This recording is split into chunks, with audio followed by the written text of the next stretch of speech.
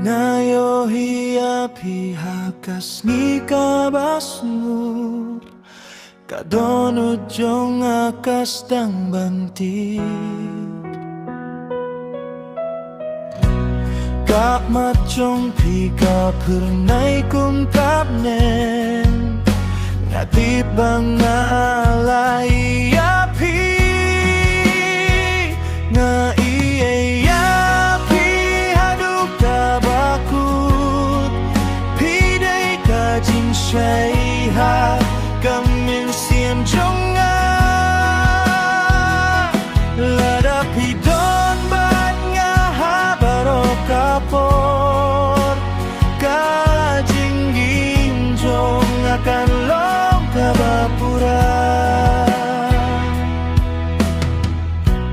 Hakamit bacar ngaken mau yapi Kasujong pika sa hakadonu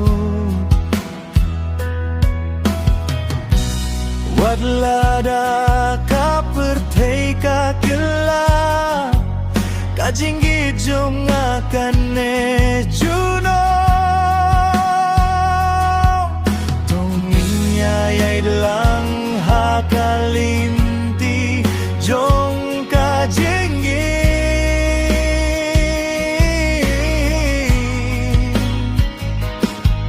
Indon jingge kaba nginem laban jo